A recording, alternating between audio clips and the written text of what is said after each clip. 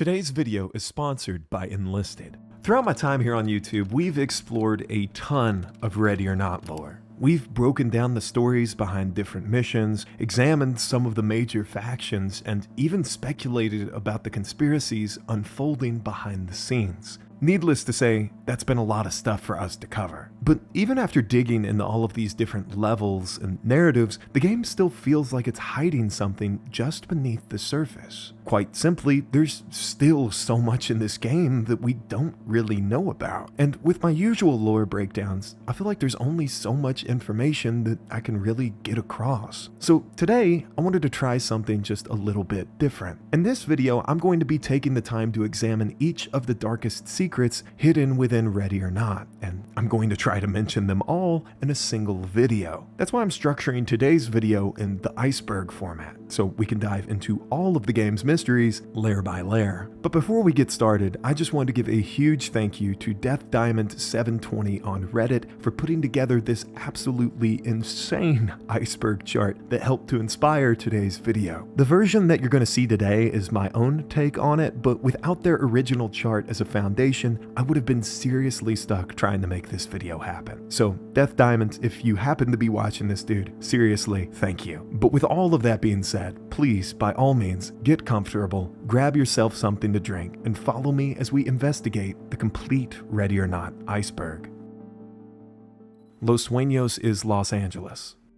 It's widely known within the Ready or Not community that the game's setting, Los Sueños, is an alternate version of Los Angeles, California. The name of the city itself even translates to the City of Dreams, directly tying back to its real-world counterpart. Now, throughout the game, you'll notice familiar landmarks and neighborhoods that mirror those found in LA, but it's not just the geography that draws parallels here. You see, many of the social issues unfolding in Los Sueños, such as homelessness or drug abuse, reflect the very real problems plaguing Los Angeles today. And it's this grounded, recognizable decay that adds another layer of realism to Ready or Not's world, making it feel hauntingly familiar even when the horrors become surreal.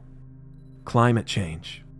Throughout our playthrough, we start to notice that Los Sueños, and the world at large, is experiencing a string of catastrophic weather events. Through in-game magazines and environmental storytelling, we learned about severe droughts plaguing Los Sueños, often leading to massive wildfires and, in some cases, prolonged water shortages. This growing environmental collapse is further emphasized with the arrival of Hurricane Antonio and the Home Invasion DLC. And given the unprecedented scale of some of these disasters, it's safe to assume that Ready or Not is depicting a world already deeply affected by climate change.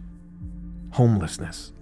Spend any amount of time in Ready or Not, and you'll quickly notice the sheer number of cardboard homes and tents littering its streets. Homelessness is a prevailing issue in Los Sueños, and throughout the game, we encounter it firsthand on multiple occasions. Now, whether this crisis stems from the ongoing drug epidemic, a financial collapse, or a combination of the two, is left somewhat ambiguous. But one thing is clear: homelessness is widespread across the city, and likely contributes to the rising crime rates found within Los Sueños. Mental health crisis. Many of the citizens that we'll come across in Los Sueños seem to be suffering from mental health problems. The widespread crime, rampant drug use, and increasingly erratic behavior all serve as direct evidence of this underlying issue. We can even see signs of mental strain within the LSPD precinct itself. Officers lost in thought, arguing with one another, or in some cases, resigning entirely under the weight of stress. It seems like the pressure of living in Los Sueños is beginning to take its toll on everyone, and the fractured mental state of its people only adds to the chaos within the city. Energy crisis. During the final mission of the base game, if the player enters a certain building, they can find an article on a computer. And this article mentions that Los Sueños' natural gas reserves are on the brink of exhaustion. Earlier in the game, we also hear about an incident that shut down a major dam near the city, a dam that previously supplied Los Sueños with a significant amount of electricity. And with these two major events in mind, it's reasonable to assume that Los Sueños is in the midst of an energy crisis. And if the situation continues to deteriorate, the city could soon be facing widespread power restrictions, or even blackouts, serving as just another example of why life in Los Sueños is so miserable. Vol's basement. Throughout our missions, we'll come across plenty of unsettling moments, but none of them compare to what we find in Valley of the Dolls. In the suspect's basement, we uncover a red room used for producing sesame, along with shelves stocked with thousands of videos of children. The horrors don't stop there though. Nearby, we can find a pile of barrels about to be buried under fresh concrete. And based on other evidence found in the room, it's heavily implied that hidden inside are the bodies of murdered children, the same ones that Vol photographed and abused. In yet another part of this basement, we can find a disturbing shrine dedicated to the suspect's own daughter, suggesting that she may have been his next intended target. This basement is, without question, one of the most sickening moments in the entire game. And no matter what playthrough you're on, this discovery always seems to stay in the back of your mind. LSPD Evidence Locker. The LSPD Evidence Locker is a commonly overlooked room within the police department. Here, players can examine various pieces of evidence collected after completing their missions. Now, this evidence ranges from small trivial jokes to discoveries that completely recontextualize certain storylines. And to unlock all evidence, players must complete missions with an S rank, which is definitely a challenge, but worth it for the secrets found in this room. Child exploitation. Of all the issues that we see unfolding in Los Sueños, the disturbing trend of child exploitation seems to be the most pressing. Throughout one of the game's storylines, we'll begin to uncover an underground sesame ring, where predators are producing mass quantities of abuse material and sending it to others via encrypted private servers. This network seems to have connections within both the entertainment and the tech industries, and the people running it have been using their status as a way of attracting more victims. What initially appears as one lone pedophile quickly devolves into an entire network of them, and this storyline is one of the most unsettling that we'll see in this game. 911 calls. Prior to all of our missions, we'll have the option to listen to our mission briefing, which provides us with a general overview of what's going on. Now, in these briefings, we're typically given a ton of different information, including photos, maps, profiles, and even 911 calls related to the incident. And while most of these calls seem to be fairly typical, some of the ones that we listen to are actually quite disturbing.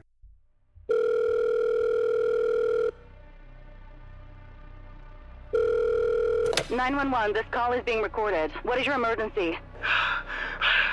We need the cops over. Hang on. There's a bunch of guys shooting up the place. Oh God, there's so much blood. Okay, sir, I need you to tell me where you are. I'm hiding in the cellar. I work behind the bar. I hid when the shooting started. Shit. No, sir, I mean, where are you? Can you repeat your address? Oh shit, sorry. I'm in the dance club. Thank you, sir. And what's your name? Ben. Are the police on their way? You said someone had been shot? Did you see the shooter? They were shooting everybody. I don't know who they are. They just burst in and started shooting. We're trapped in here. It's a massacre. Are you hurt? No. I got down into the cellar. But it's a blood bath up there. There are bodies everywhere. We need the cops here now. The LSPD are on their way. I need you to stay where you are. Is there anybody else with you? No. They killed the others behind the bar. Please hurry. I don't want to die down here. Hurricane Antonio. In the recent Home Invasion DLC, the city of Los Sueños is struck by a Category 5 hurricane called Hurricane Antonio. Now, as I mentioned earlier, the base game dropped several hints about increasingly severe weather events, but this is the first time that we, as the players, get to witness that firsthand. This hurricane devastates large portions of the city, forcing the homeless to seek shelter in abandoned buildings and driving many citizens to evacuate altogether. An emergency relief station is set up at the LSPD to assist those displaced by the disaster, and as we make our way through the city, we're confronted by the sheer devastation that this storm has left behind. The coffee machine. In the LSPD briefing room, we can find a coffee machine, and while it looks like any of the other ordinary props, the player can actually interact with it and order themselves a drink. Also, if I'm not mistaken, the coffee gives you a speed buff too, so while this is a really small detail that doesn't really have much to do with anything, it is pretty neat nonetheless. But before we get too far into this Iceberg video, I'd just like to take a quick moment to talk to you guys about today's sponsor, Enlisted. Now, for those of you guys who don't know, Enlisted is an MMO first-person shooter where you take the role of a World War II squad leader. Take charge and command your men all across the battlefield, using some of the iconic weaponry and vehicles that were seen during World War II. Enlisted has incredibly satisfying gameplay, and some of the mechanics that it has pleasantly surprised me. In the game, you're able to construct fortifications, call in artillery, and even perform life-saving care as a battlefield medic. This game allows you to play however you want to play, and coming from someone who isn't a great traditional FPS player, I really appreciated that. You also get to choose what side of the fight you want to be on, but to me, the absolute best part of this game is that it is completely free and available not only on PC, but also Xbox and PlayStation. So if charging into the middle of a World War II battlefield sounds like your sort of party, be sure to take the time to check out Enlisted today. If you use my link down in the description below, you'll receive a special bonus pack with several endgame items, 4,000 silver, and 3 days of a premium account. And of course, an enormous thank you to the people over at Enlisted for sponsoring today's video. Let's get back to it. SWAT 4. SWAT 4 was a tactical shooter released by Sierra Entertainment in 2005. And much like Ready or Not, the game follows a SWAT commander leading his team through a decaying city, though this time the game's set in New York. The SWAT franchise pioneered many of the systems that we see implemented in Ready or Not, and the game laid the foundation for many modern tactical shooters as a whole. Now, while a lot of purists prefer the storytelling and environments of SWAT 4, the modernized gameplay and mechanics of Ready or Not make the choice a bit harder for newer players. So if you're interested in trying it out, I'd recommend picking up the Gold Edition through GOG. And if you find out that that's not your cup of tea, try exploring some of the SWAT 4 mods available on Ready or Not. They show the maps and missions from the old game, but feature the new modernized gameplay of Ready or Not that we've all grown to love. And that way you sort of get the best of both worlds. Los Locos. The Los Locos del Pacificos, otherwise known as the Los Locos, are one of the street gangs that we'll find operating in Los Sueños. These men can be found in several different missions, and are often in spaces revolving around the illegal arms trade or the southwestern drug ring. The gang is theorized to have several different connections to different Mexican cartels, and should be considered incredibly dangerous. In the mission Narcos, we'll see firsthand just how far their cruelty reaches. The Left Behind. The Left Behind are a group of disgruntled veterans that have mobilized and taken aim at Senator Cornelius Fremont. The senator passed a bill that removed many of these veterans' benefits, which left many of them simply to die on the streets. The veterans attempted to protest against these changes, but after their words went unheard, they decided to take matters into their own hands, not only attempting to assassinate Senator Fremont, but also his entire family. The Hand. The Hand is a Yemenese terrorist organization with active cells operating within Los Sueños. The group was founded in the aftermath of the relentless U.S. military bombings in Yemen, driven by a desire for revenge. The leader of the Los Sueños cell is a man known as Quatama, whose name is often found at the sites of the group's attacks. So far, the Hand is responsible for both the Neon nightclub shooting and the attack on the Coastal Grove Medical Center. They're also known for using explosives and suicide vests as deterrents, making every encounter with them incredibly dangerous. The Banco. The Banco is an armed transport company that we can see in several different places throughout Los Sueños. The company primarily stocks and refills the ATMs throughout the city, but they also transport money for businesses, banks, and other organizations. Lately though, there have been more and more robberies directed towards these pickups, and many of the Banco's workers have chosen to go on strike due to their dangerous working conditions. These strikes have led to less workers, and less workers has led to many of the city's ATMs remaining empty. Bolton Security. Bolton Security is a private security company comprised of former law enforcement and veterans. The company claims to provide high-level security for high-level clientele, but in practice, they've more often found themselves guarding the interests of predators and criminals, as they can be seen guarding both Amos Voll's mansion as well as the child talent agency operated by George Brixley. To put it bluntly, they're basically paid guns for whatever criminal can afford them. MindJot Corporation.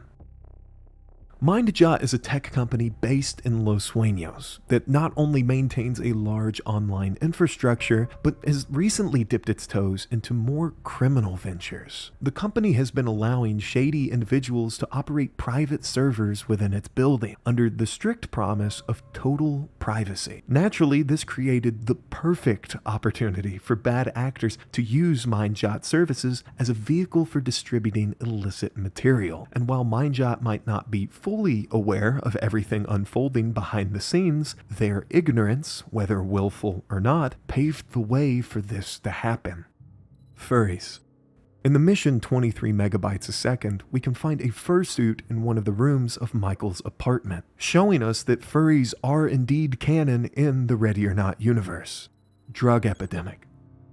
During our time in Ready or Not, it quickly becomes apparent that Los Sueños is grappling with a massive drug problem. Many of our missions either revolve around the drug trade itself or involve individuals suffering from heavy drug use. It also seems likely that that mental health crisis that we mentioned earlier is directly tied to this growing epidemic, creating a vicious cycle that the city is struggling to contain. The Waco Siege.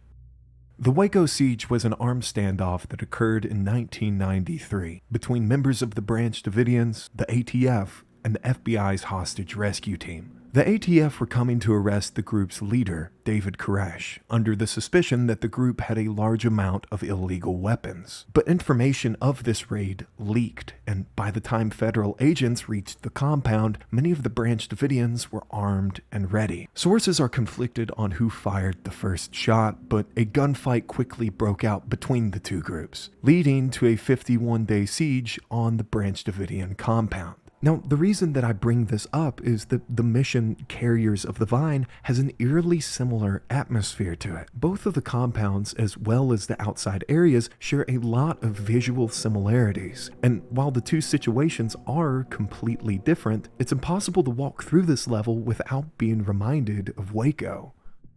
Columbine.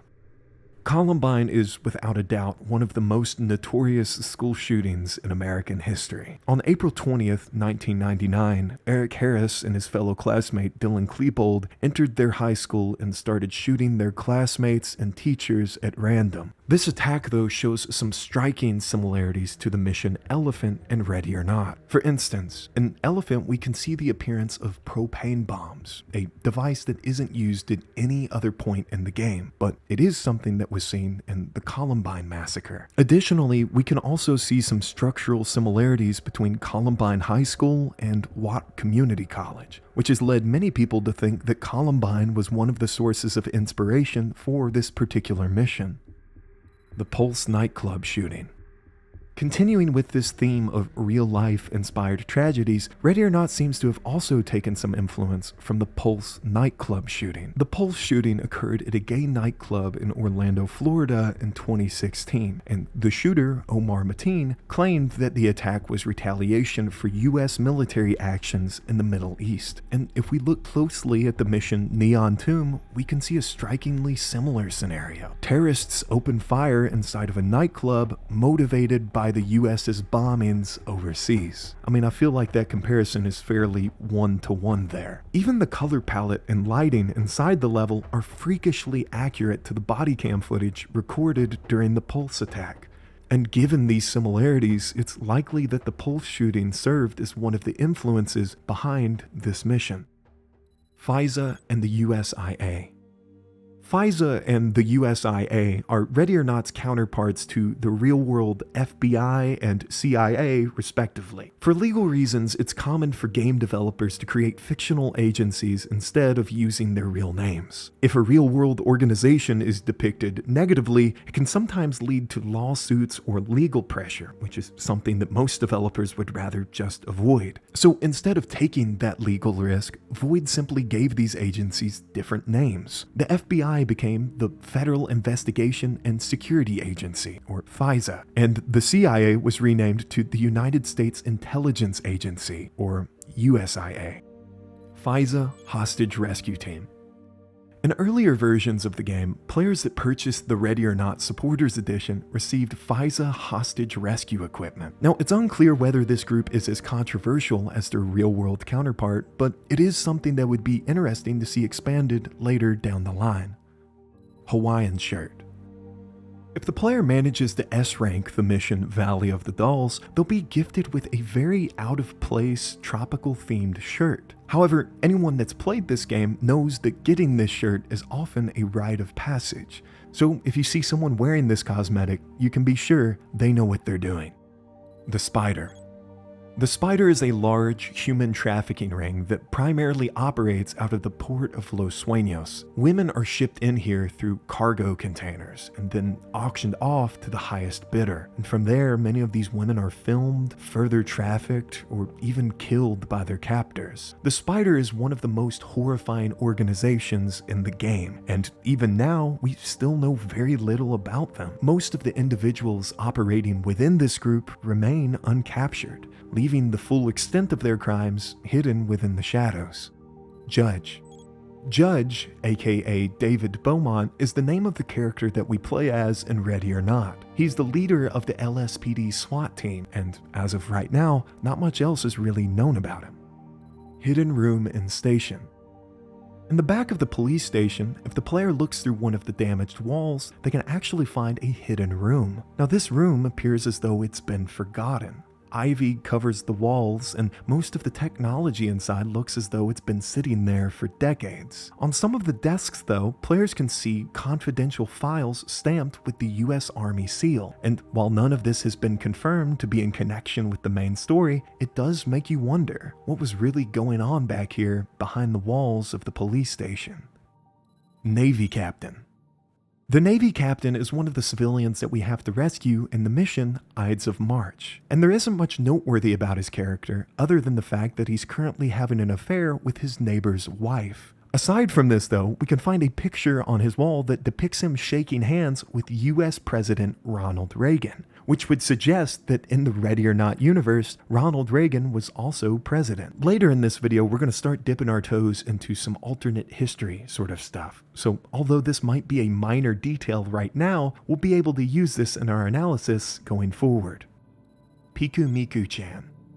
One of the pieces of evidence players can find in-game is a figurine of a fictional anime character called Piku Miku-chan. This figurine is found in the apartment belonging to Michael Williams. Humorously though, the evidence also notes that multiple sources of DNA could be found on the figurine, and that we, quote, might want to wear gloves for this one.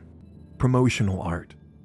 Void regularly posts new promotional material across its platforms to keep interest in the game alive, and most of it is pretty typical stuff. You know, trailers, teasers, patch notes, those sorts of things. But every now and then, Void slips out something different, stuff that is really bizarre and strange, and it feels almost as if they're hinting at something much darker that we just haven't noticed yet. Healthcare costs. One of the recurring issues that we see throughout Los Sueños is the outrageous cost of basic healthcare. In many cases, it's pushed people towards crime, either out of anger, as we see with the Left Behind, or out of pure desperation, as depicted in the mission Ends of the Earth. Given how deeply rooted all the problems are in Los Sueños though, it's hard to imagine this cycle being broken anytime soon. Fake police. In the mission Sinuous Trail, we learned that the Mindjot data center was recently robbed by men posing as police officers. To make matters even worse, one of the security guards protecting the facility was later kidnapped and killed in a failed attempt at a ransom. All of this sets the stage for our arrival, where the remaining guards fight us tooth and nail, likely believing that we're the same random men coming back to finish what they started. Pong. In the basement of the Los Sueños police station, we can find an arcade cabinet where we can actually play a couple rounds of Pong. So next time you and your friends get back from a stressful mission, take a second to unwind a bit and take the arcade for a spin. Garbage strike. One of the first things a new player might notice in Los Sueños is the massive amount of trash piling up across the city. At first glance, it might seem like it's just another background detail, but it actually ties into a larger narrative. As noted in several posters and magazine articles scattered throughout the game, the city's garbage workers are on strike, meaning that there's no one left to come and pick up the trash. This has led to a massive buildup of waste all throughout Los Sueños, especially in areas like 213 Park and The Row, where the decay is nearly impossible to ignore. Elephant. Elephant is a film directed by Gus Van Sant that follows the lead up to a school shooting, and the movie shares a lot of unsettling similarities with The Level, Elephant, and Ready or Not. Firstly, there's the name of the two schools. In the movie, the attack takes place at Watt High School, and in Ready or Not, the level is set at Watt Community College. Additionally, both the attackers in the film and the gunmen in the game wear strikingly similar attire, all black tactical gear with baseball caps. And of course, the level's direct title, Elephant, makes it clear that Ready or Not drew at least some inspiration from Van Sant's film. Cut PvP mode. When Ready or Not was still in its early stages, it actually featured a PvP mode that players could take part in. However, after some time, the developers quietly removed it from the game. For one reason or another, it simply didn't align with the vision Void had for the game. Anti-Vet Bill. The Anti-Vet Bill was a piece of legislation introduced by in-game Senator Cornelius Fremont. The bill proposed a series of severe spending cuts, eliminating several key benefits for veterans. The most devastating of these, though, being their access to affordable health care. The introduction of this bill directly led to the formation of the Left Behind, who, feeling abandoned by the very country they served, were driven to attempt the assassination of Senator Fremont in retaliation. Understaffed police. There are several small details scattered throughout the police station that suggest that the department is facing a serious officer shortage. On the captain's door, we can find a short note mentioning ongoing staff issues, and on the front desk, there's an email discussing how the department no longer has enough personnel to move prisoners from their holding cells to other facilities. And with how crazy things are in Los Sueños, I imagine that there are a lot more officers resigning than those joining the ranks. United Planet Front. In the recent DLCs, Ready or Not introduced a new faction known as the United Planet Front, or UPF. They're a group of eco-terrorists, but these people aren't interested in chaining themselves to trees or throwing soup at paintings. Instead, the UPF have been seen invading homes, hijacking oil rigs, and even executing innocent civilians just to prove a point. They're essentially what you'd get if groups like Just Stop Oil were dialed up to 100 and stripped of any concern for human life. Removed levels.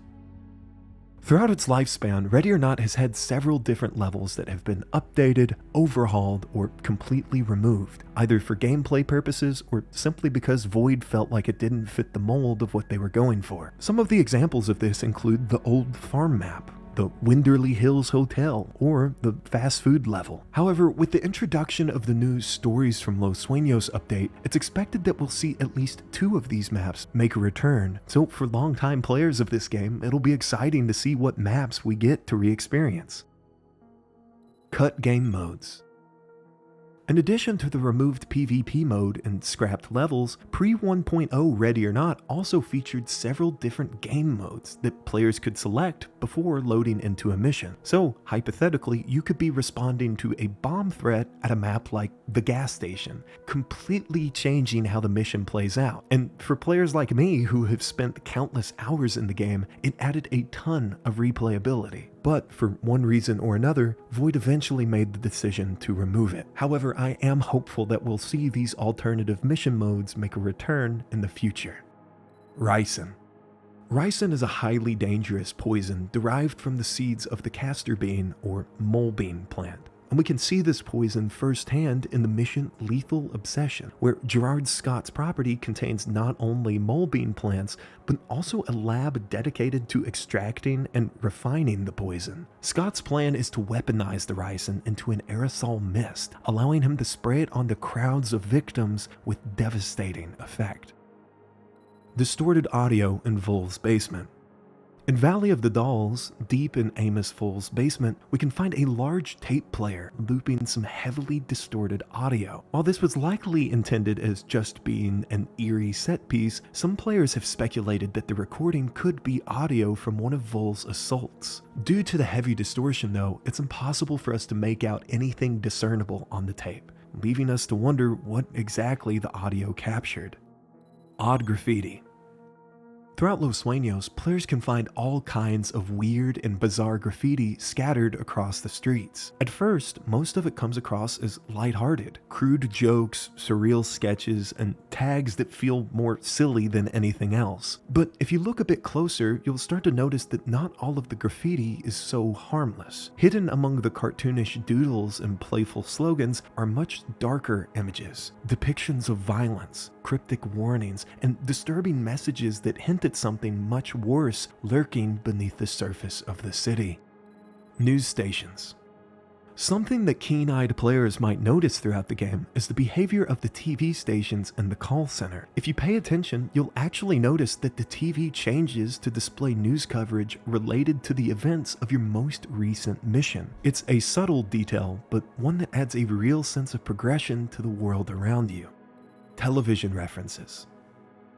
Ready or Not is a game that proudly wears its inspirations on its sleeve, often paying homage to the movies and TV shows that helped to shape its world. For example, in the mission Twisted Nerve, we can spot clear reference to Breaking Bad. We can find a fumigated house where meth is being cooked, which almost directly mirrors scenes from the show. Later in the game, we can also see what feels like a strong stylistic inspiration from the first season of True Detective, particularly in the mission Carriers of the Vine, with its eerie rundown compound and dark oppressive atmosphere. Now, I'm sure that there are even more references scattered throughout the game, but these are just the two that came to mind for me. Banned in Australia. Recently, there was some drama surrounding Ready or Not being banned in Australia. Seemingly, out of nowhere, the game was pulled from Steam, sparking rumors and concern all across the community. However, the reality was far less dramatic than people initially thought. The game's removal was simply due to a hiccup in verification between Void and the Australian Classification Board. And without the proper certification on file, Steam was required to take the game down as a matter of basic procedure. It had nothing to do with the game's subject matter. Developer's Ruined Watch. The Developer's Ruined Watch is another cosmetic item found in Ready or Not, but unlocking it requires completing one of the most brutally difficult challenges in the entire game. To earn this watch, players must complete the entire game in Iron Man mode, without dying once or losing a single fellow officer. Now, needless to say, this is insanely difficult. In my eyes, it's the hardest cosmetic to unlock in the entire game. So if you ever see someone running around with the Ruined Watch equipped, it's probably safe to assume that they're going to be calling the shots. Developer bobbleheads. In the mission 23 megabytes a second, players can find tons of toys and figurines decorating Michael's apartment. But if you look closely, you'll also spot a few bobbleheads, modeled after the real people who helped develop Ready or Not. I always thought that this was a really cool Easter egg, especially because they blend in so naturally with the rest of the apartment. And if you don't really know what you're looking for here, you'll probably walk right past them without a second thought. AI assets. In some levels, players can spot what is very clearly AI-generated artwork. Now, in certain cases, like the missing persons board, I think it actually works. It wouldn't really make sense for Void to hire a bunch of actors to pose for static background images on a random bulletin board. I get it. But there are other instances where the AI art is much worse and way more noticeable. And for fans like myself, it's a little disappointing to see in a game that otherwise puts so much care into its environments. And while Void clearly puts a tremendous amount of effort into their world building, these few jarring pieces sometimes ruin players' immersion. Andre Williams. Andre Williams is one of the criminals that we'll encounter in our first mission, Thank You, Come Again. He's a high school senior who's heavily involved with some of the street gangs operating in Los Sueños. But what many players might not realize is that Andre is also an aspiring musician. In the game, we actually spot a picture of him on a song by a fictional label called 808 Sueños. One of the mission briefings even mentions that during the filming of this music video, Andre and his friends got into a shootout with a rival gang, an incident that only helped to build his notoriety even further. Hidden Room in DLC 2. In the mission 3-letter triad, players can actually uncover a hidden room inside of the abandoned resort. If you find the right wall and demolish it, you'll reveal a strange sight, a circle of eerie statues all standing silently around each other. What's even stranger though is the detail on the statues' heads. The flowers that they're wearing closely resemble the ones that we've seen in those weird promo videos that we mentioned earlier. A subtle connection, but an unsettling one nonetheless. It suggests that whatever dark forces have been hinted at in Ready or Not's background material are finally starting to bleed into the streets of Los Sueños, and perhaps it's only a matter of time before we see them again. Big Dick Rick. Big Dick Rick is a side character who never makes a physical appearance in Ready or Not, but traces of him can be found scattered all throughout the game. The first time that we hear about him is at the streamer's house. If you take the time to watch the chat feed during the mission, you'll actually spot Rick as a username on the live stream. Later, in Neon Tomb, you can spot Rick's phone number posted on one of the bulletin boards. And in Carriers of the Vine, we find out that this character is more than just a name. On the cult's target board, Rick is listed as a sexual predator, accused of drugging and assaulting women with date rape drugs. Now, it's unclear whether the cult has captured him yet, but judging by what we know about their methods, it's not a fate that he would survive for very long. Speaking of which, that brings us perfectly into our next topic: cult kidnappings. Cult kidnappings refers to the men abducted by the Carriers of the Vine cult. This group is made up of women that are survivors of abuse and assault, who have turned this trauma into violent retribution. These women specifically target men with histories of sexual violence, kidnapping them and dragging them back to the cult's compound, before torturing, castrating, and ultimately killing them. It's one of the most brutal and disturbing storylines hidden within Ready or Not, but part of us almost sympathizes for the women trying to seek retribution. George Brixley's backstory. George Brixley is a child predator and the man behind the Brixley Talent Time talent agency. Before founding this agency, Brixley served in the U.S. Army, but was dishonorably discharged after an alleged assault on a female officer. We also learn that Brixley was once a child actor himself. However, when questioned about his past in the industry, he completely shuts down, refusing to speak about it at all. This seems to subtly suggest that Brixley may have been abused himself, a traumatic cycle that could have twisted his mental state and fueled the monstrous actions that we see today. Eve Nader's backstory.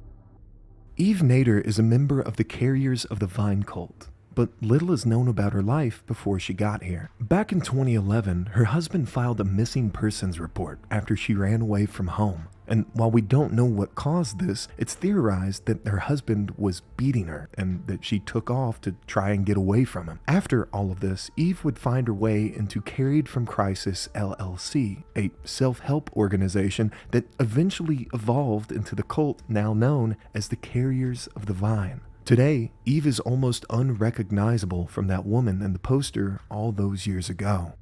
Watchmen Wake Up. Watchman Wake Up is a player who's gained a lot of notoriety within the Ready or Not community, but not for the reasons you might expect.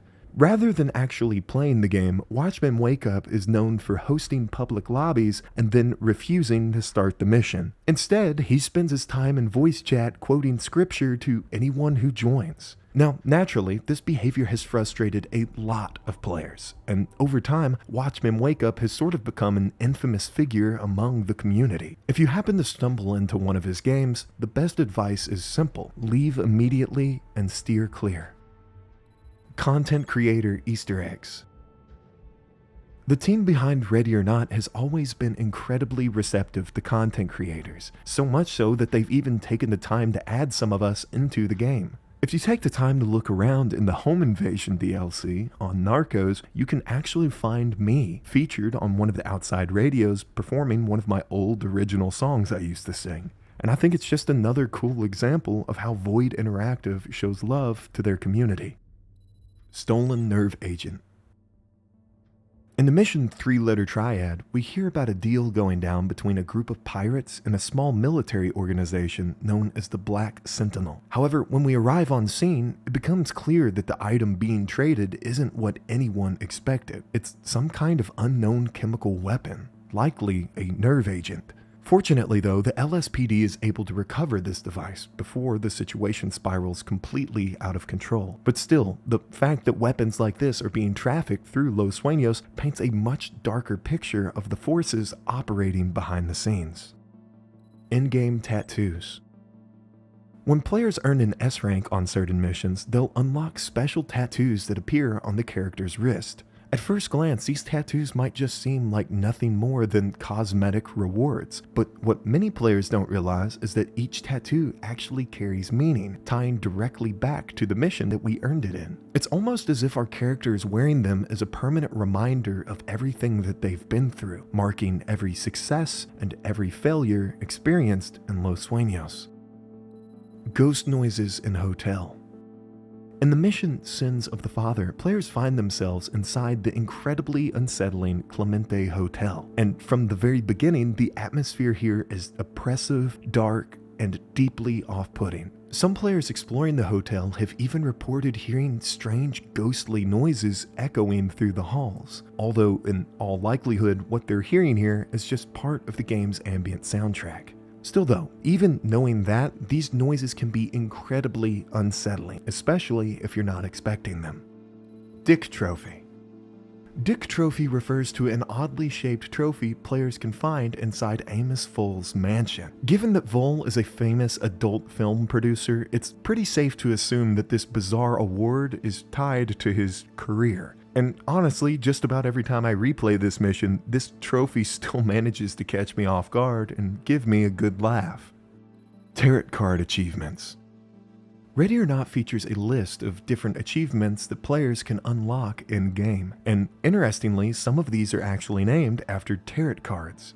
Titles like the Hanged Man, the Fool, and the Hermit appear among the achievements, subtly tying the player's journey back to the theme of fate. Santa Muerte statue. In the LSPD evidence room, players can find a strange item sitting next to one of the desks, the Santa Muerte statue. Oddly enough, this statue isn't tied to any of the official case files that we've encountered thus far. The description simply reads, quote, "A statue. Don't know why this is here. Maybe it's connected to something deeper hidden within the game, or maybe it's just another strange detail Void decided to leave in." Gerard Scott is naked. A detail in Lethal Obsession that a lot of players somehow seem to miss is that Gerard Scott, the unhinged old man we encounter, is actually completely naked. Underneath of his coat, he actually isn't wearing anything at all, which somehow manages to make this whole situation even more unsettling. Ringing cell phones.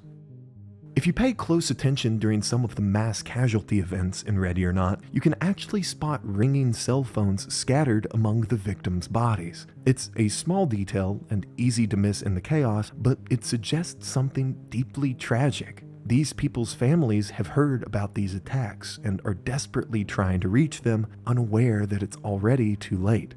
It's a reminder of the real human cost behind each mission. Cave paintings. In the mission Rust Belt, players can actually find a set of ancient cave paintings hidden in one of the underground passageways that we travel through. Among the drawings, you can spot what appears to be a depiction of a massive storm approaching, perhaps an ominous bit of foreshadowing about the arrival of Hurricane Antonio. Vol's dead wife. During the mission Valley of the Dolls, it's heavily suggested that Amos Vol's ex-wife passed away from cancer. Scattered around the house are photos and other evidence that seems to confirm her death. And while the family's daughter, Janie, is still clearly mourning the loss of her mother, Amos has already moved on, bringing a much younger woman into his life to keep him company. It's a really small detail that's pretty easy to miss, but it somehow manages to paint an even worse picture of Amos Vol. Laxative sandwich.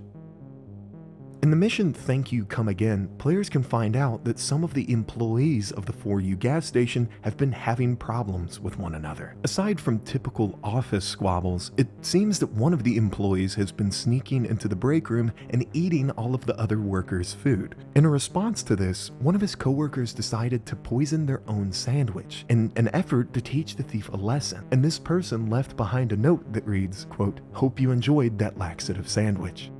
How's my driving?"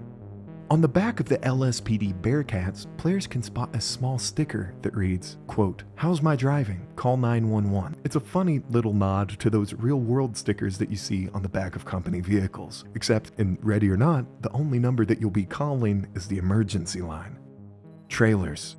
If you primarily play Ready or Not through Quick Play, you may have bumped into a strange group of NPCs known as trailers. Now, the trailers don't really do much beyond escorting civilians out of the level, but if you aren't expecting to see them, catching them in the corner of your eye can easily give you a serious scare. Medusa logo. If you take a closer look at the cult's logo, you'll find that it's actually an homage to Medusa. At its core, the logo is a stylized version of the female symbol, but the small lines extending from the top of it represent the snakes in Medusa's hair. The cult worships Medusa as a figure of shared trauma, someone who, like them, was a victim of violence and then transformed that pain into rage. For the carriers of the vine, Medusa isn't just a myth. She's a symbol of vengeance, and they use her as an example of what their group can achieve. Meth House Bathroom. While Ready or Not features plenty of grotesque and disturbing scenes, few are as stomach-churning as the bathrooms in Twisted Nerve. Here, players can find the walls smeared with poop, the floors covered in grime, and the entire room desecrated in a way that would make even Taco Bell blush. And while it is just a gross background detail, I feel like it perfectly captures the filth and decay infecting the world of Los Sueños. Kill Me command. If at any point you accidentally kill a civilian during a mission, a strange prompt labeled "Kill Me" can appear on your screen. If the player accepts it, the entire SWAT squad will immediately turn on them, hunting them down and killing them with extreme precision. And it's a bit creepy to suddenly find yourself on the receiving end of the SWAT AI's brutal efficiency. Francisco Laguna. Francisco Laguna is an unseen character in Ready or Not, and we can find his name across several different assets scattered throughout the game. Now, some players have speculated that because his name shows up in multiple unrelated missions, Francisco must be part of some larger hidden storyline. But in all likelihood, this seems to be a simple case of reused developer assets. Recent updates have even gone so far as to erase certain mentions of this man entirely, suggesting that whatever story players tried to piece together here was probably never meant to exist. Cave creature. At the end of the mission Rust Belt, if players take the time to look into the distance, they can spot a large pair of blinking eyes staring back at them. Whatever this thing is though, it's too far away to make out any defining features, leaving only the glint of its eyes. This mystery has led to many players simply calling it the cave creature, a strange silent presence deep beneath Los Sueños. Alternate US history. While Ready or Not is set in present-day America, it's clear that at some point the game's timeline diverged from our own. One of the biggest hints of this comes from the fact that in the world of Ready or Not, there have been 52 US presidents, compared to the 47 in our timeline. Even more interestingly, earlier in the game we can find a photo of Ronald Reagan, suggesting that up until at least the late 80s, Ready or Not's timeline was fairly similar to our own. Which means that between 1989 and today, the Ready or Not universe has somehow gone through 5 more presidents than we have. Maybe resignations became normalized. Maybe political violence became commonplace. Either way, it's clear that the United States of Ready or Not is a country fractured in ways that we can only begin to imagine. FISA and USIA corruption.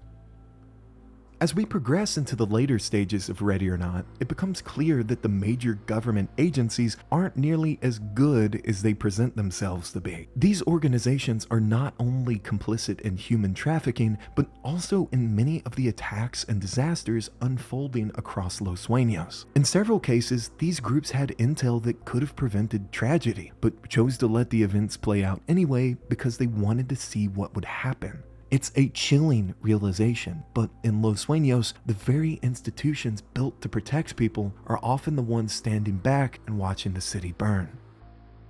The MLO experiment.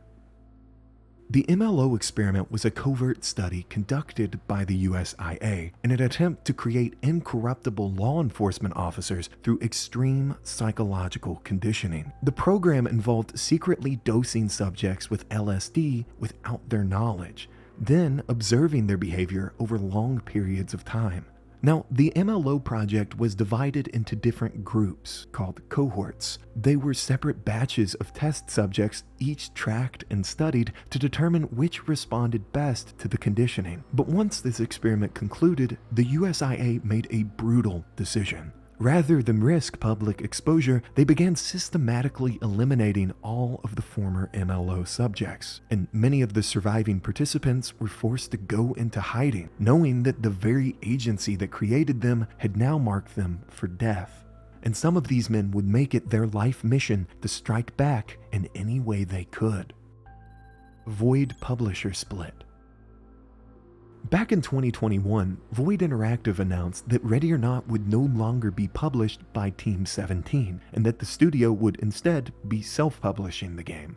Now, at the time, many players assumed that the split was tied to the growing controversy around the game's school shooting level. However, Void would later go on to state that this decision to part ways was mutual, and insisted that it had nothing to do with the game's content. Still though, given the timing of all of this and the nature of the topics that Ready or Not explores, many players continue to speculate about what really happened behind closed doors. Watt Community College Evidence Box. One of the darkest details in Ready or Not isn't hidden inside an evidence box, it's written directly on one.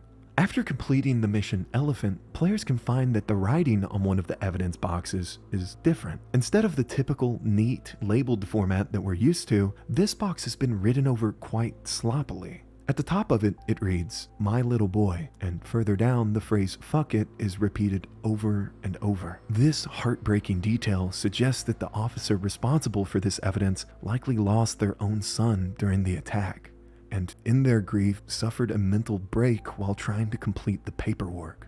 Even more tragically though, after this mission, the evidence boxes begin carrying a different officer's name, hinting that the original officer was either fired or resigned out of grief. The spider logo.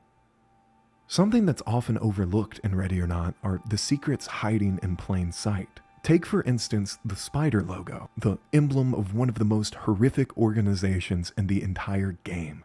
At first glance, it looks like a standard spider symbol, but if you take a closer look, you'll notice some deeply unsettling details that hint at something much darker. The legs of the spider seem to mirror the strange, twisted sculptures found in the Elysian Hotel, and if you examine the spider's back, you'll see a mass of distorted, screaming faces embedded into its body. Perhaps this is just design flair, or maybe it's a suggestion that the spider is far darker than we realized. The Sepulchre ARG.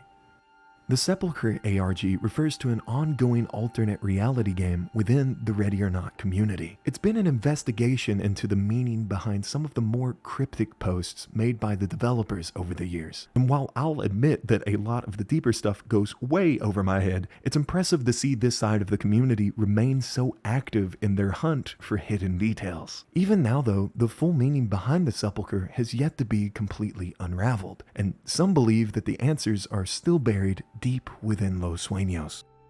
Condom and Molly's room. In the earlier stages of Ready or Not, players used to be able to find a used condom in Molly's room during the mission Twisted Nerve. It was an incredibly unsettling detail, and suggested that the young girl was being drugged and assaulted by the inhabitants of the home. However, in a later update, the condom seemingly disappeared, leading many players to believe that Void had quietly removed it. But upon closer examination, it turns out that the model is still there, just tucked away, hidden under some clothes. It was an eerie decision, not to erase the horror entirely, but instead to bury it deeper, where only the most observant will find it. Green Dragon Society. The Green Dragon Society refers to a photograph found in the Clemente Hotel. Downstairs, we can find a faded picture showing a group of wealthy men gathered together. The caption above the photo suggests that these men were part of some kind of secret society, though it's never made clear who these men are or whether they still exist. It's just a single image hidden in an old hotel. But it hints at the possibility that some of Los Sueños' darkest secrets were here long before the events in game. Satanic orbital fluid extraction. Inside of Gerard Scott's home, players can find a strange and unsettling diagram, absurdly titled Satanic Orbital Fluid Extraction. The diagram depicts a group of men extracting fluid from a person's eye, and suggests that within the eye itself, a creature is living. According to the theory, removing this fluid causes the creature to become starved and unhappy, leading the host to suffer from depression, sickness, and a gradual mental breakdown. It's exactly the kind of rambling, paranoid conspiracy theory that you'd expect from someone like Gerard Scott. But it is worth mentioning if for no other reason than its absolutely insane title. The USIA Godhead Complex. Inside of Gerard Scott's home, players can also come across another strange diagram, this one being labeled USIA Godhead Complex. Beneath this title, the fridge is covered in a chaotic mess of Latin phrases, mathematical equations, and strangely enough, a weird little figure pointing toward a phrase that reads, quote, distortion of basic sexual rhythm. Sometimes Ready or Not doesn't need monsters to unsettle you. It just needs a glimpse into a mind that's already broken. The Florida Man mod. The Florida Man mod is a map mod created by Stin the Awesome, and it's easily one of the most popular and well-loved custom maps within the Ready or Not community. Now, while it doesn't carry the same dark, twisted lore as many of the official missions, it does capture that perfect blend of chaos and realism. The mission feels very true to life, and you can clear it easily just by yourself, which I love. There aren't a whole lot of levels in Ready or Not that satisfy that pistols only urge in me, so it's nice to see a mod author sort of fill that gap. But that aside, the Florida Man mod stands as a perfect reminder of just how much the modding community brings to the table in this game. Vol's wife was sexually assaulted. In the mission Valley of the Dolls, it's subtly implied that Daniela, Amos Vol's current wife, has been the victim of repeated abuse at his hands. The first piece of evidence comes from the adult video found playing on their TV. If you cross-reference the date shown in the video's title with Daniela's birth date, you'll actually realize that she was underage at the time this video was filmed. Later in the house, players can also find a sculpture titled, quote, I just want to fuck whether you like it or not, a piece that was created by Daniela herself. And together, these clues paint a devastating picture. Even now, well into her adulthood, Daniela is still trapped under the control and violence of Amos Vol. Part of the cycle.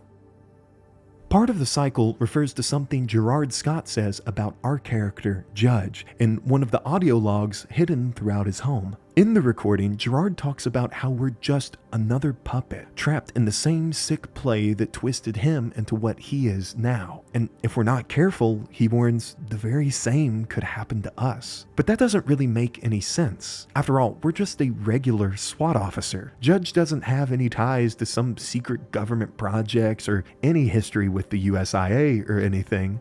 Right? Militarized police force.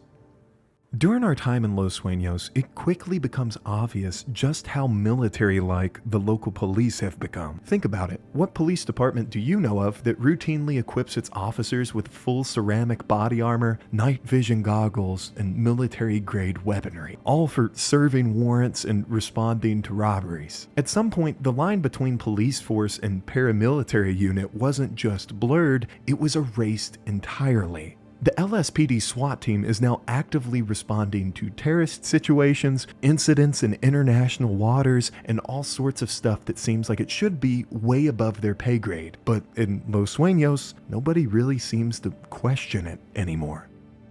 Aliens. Based on some of the strange cave paintings and cryptic graffiti scattered throughout Ready or Not, some players have speculated that aliens, or some form of extraterrestrial, might exist within the game's universe. Certain images that we see seem almost too bizarre to be tied to Ready or Not's world. However, as of right now, there's no concrete Easter egg confirming their existence, just fragmented clues, unanswered questions, and a lot of wild theories. Tree statue doesn't like being shot. Within the cult compound and Carriers of the Vine, players can find a beautiful statue of Medusa carefully carved into a tree. But if the player chooses to shoot at this statue, the game makes it very clear that it doesn't appreciate the disrespect. The soundtrack immediately shifts, and the music twists into something much more aggressive, almost like an auditory jump scare. And although this is a really small addition, if you're not expecting it, it really can scare the hell out of you. Take a listen.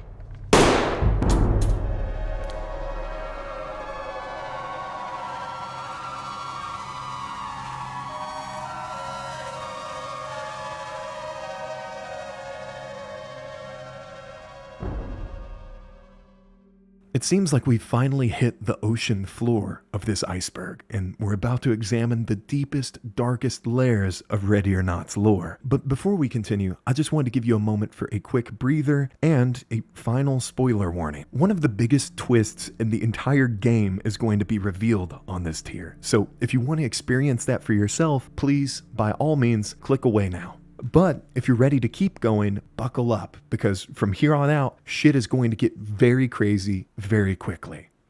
The first cohort. The first cohort were the initial group of subjects tested on during the MLO experiment. According to scattered reports, these people were warped beyond recognition. Their minds were broken, and they were reshaped into killing machines, and then they were released into the dark to see what would happen. The USIA didn't just create monsters, they turned them loose on the public, and they watched silently from the shadows as the chaos unfolded. In a recording left by former USIA agent Elaine Raskin, she describes how some of the first cohort banded together and assaulted a dam, an attack that devastated local infrastructure and left dozens of people dead. And while a handful of these men were eventually captured, many of them were never found. And according to Raskin, they're still out there, lurking in the darkness and waiting for the right moment to strike again. The USIA has infiltrated the LSPD. Later in the story, players can uncover an in-game document revealing that the USIA has infiltrated the LSPD. According to the file, several officers inside of the precinct aren't just cops. They're handlers, assigned to monitor, control, and manage specific experimental subjects. It turns out that some of our ordinary colleagues, the people we fight alongside and share missions with, are directly involved in ongoing human experimentation. And worse yet, these men are actively helping to bury the truth and ensuring that none of this information ever reaches the public eye. And as it turns out, in Los Sueños, the real danger was never just on the streets. In fact, the real evil has been standing next to us this entire time. Gamma 1.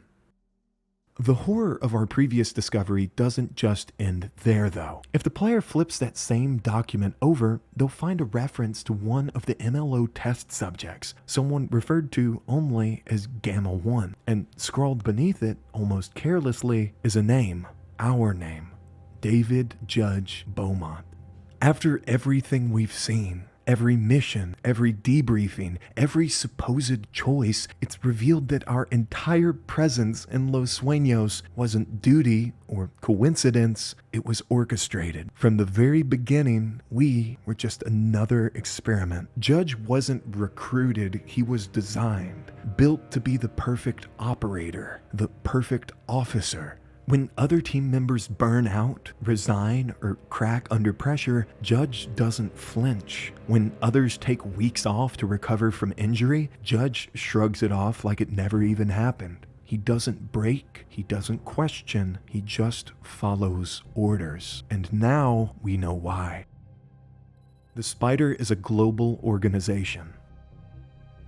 During the final mission of the game, players finally get a glimpse of just how far the Spider's reach truly extends. But even then, most players still don't realize the full scale of what they're up against. The Spider wasn't just a local trafficking ring, they had a fully operational infrastructure and connections so deep that they could discourage the federal government itself from interfering in their operations. And while we arrested some of the men involved, it's painfully clear that we barely made a dent in the operation. The Spider is still very much alive, operating and waiting for the next shipment. Judge is a sleeper agent. Because of Judge's connections to the USIA and the revelation that he's a subject of one of their experiments, many players have started theorizing whether or not he's actually a sleeper agent. If the USIA has already managed to strip away remorse and reshape officers into perfect tools, then surely it wouldn't be too difficult for them to flip a switch and turn Judge against whoever they please. Some players believe that it's only a matter of time, and in my opinion, it's a very real possibility that Judge becomes exactly what they designed him to be, a mindless weapon unleashed when the moment is right. Everything is an experiment. Given the revelation that Judge is a USIA test subject, many players have started to hypothesize that his missions were never random, but instead carefully orchestrated by the USIA to track his progress. And throughout the story, there's some evidence that helps to support this theory. At several points in the game, we can watch as classified intel and sensitive information conveniently falls into the hands of bad actors. And who gets sent in to clean up the mess? Judge. There are even two separate occasions where former USIA agents defect, and once again, it's Judge who's dispatched to confront them. Whether by design or opportunism, the USIA has been using these missions to monitor, test, and grade Judge's efficiency. Sure, not every tragedy in Los Sueños may have been planned, but make no mistake, someone was always watching, and every choice we made was closely monitored and reported. The Black Sentinel. The Black Sentinel is a group composed of former military personnel and MLO test subjects. And in the mission three-letter triad, we can find them trying to trade a chemical weapon for access to a captured USIA scientist. However, this deal was a lie from the start. You see, the Black Sentinel planned to kill the other party, take the scientist, and keep the chemical weapon for themselves. It's likely that they intended to extract information from this scientist and learn more about the experiments that had destroyed their entire lives, and maybe even turn those secrets against the USIA. But before they could act, before they could even try and fight back against the system, Judge was sent in to clean up the mess. Once again, without even realizing it, we were the government's puppet, silencing the broken survivors before they could reveal too much. Judge's backstory. Judge's backstory remains one of the most mysterious aspects of Ready or Not, and even the game itself seems to subtly acknowledge it. According to information found in the early access version of the game, Judge is described as, quote, a transfer from out of state with a mysterious past that even his colleagues aren't aware of. Now, this brief note seems to hint that Judge might have more direct ties to the USIA, possibly even working for them as an operator before his arrival in Los Sueños. But the game never confirms any of this outright. All we do know is that one day, Judge was inserted into the LSPD, fast-tracked into the SWAT program, and quickly rose to become the team leader. There wasn't any background checks, there wasn't any slow promotions, but instead, sudden placement, almost as if someone was moving a piece across a chessboard. A police state. But why would the USIA be doing all of this? Why would they be so concerned with creating incorruptible police officers? The answer here is as simple as it is terrifying: to reform the US into something more oppressed and more controlled. If the USIA has officers who are not only militarized, but also loyal and unquestioning, then they can enforce any policy that they see fit. They could literally reshape the country overnight. And if the public pushes back, they just send someone to their house, and the problem will be solved immediately and without hesitation. Throughout our time in Los Sueños, we'd like to believe that we're the ones who are in control, that we're the people that are making the choices here. But no matter the mission, no matter the situation, when we were given an order, we followed it. And if a man like Judge isn't safe from all of this, then regular police officers would never stand a chance. The USIA can effectively make as many of these perfect officers as they want. I don't think anyone's really able to stop them at this point. So, after all of that, after hours of digging through mission files, background details, conspiracy threads, ARGs, and random throwaway props, what does it all actually mean? Well, that's sort of the terrifying part. Because the deeper you dig into Ready or Not, the more that you start to realize you were never meant to find anything at all. You were just meant to play the game, clear the rooms, and neutralize the suspects just like a good officer would. But for those of us who did look deeper and started connecting the dots, a much darker story began to take shape. A story about how institutions fail, about how systems don't rot overnight, they die quietly. And about how even the people sworn to protect us can become tools for something far more dangerous than we can ever imagine. Whether you see Judge as a hero, a pawn, or something far worse, one thing is clear. Ready or Not isn't just a tactical shooter, it's a game about obedience, about compliance, and about what happens when we stop asking questions and just follow orders. Thank you guys so much for reaching the end of this Iceberg video. I know it was a lot. It was a lot for me even. This is literally the longest video that I have ever made on this channel, and it has taken me forever to write and record and edit. So please, if you enjoyed this video, feel free to drop a like or subscribe to the channel for more deep dives like this one. Also, I just wanted to remind you guys to take the time to check out Enlisted. It's available for free on PC, PlayStation, and Xbox. If you use my link down in the description below, you'll receive a special bonus pack with several endgame items, 4,000 silver, and 3 days of a premium account. But with all of that being said, thank you so much for sharing your day with me. You know I love you. I'm out.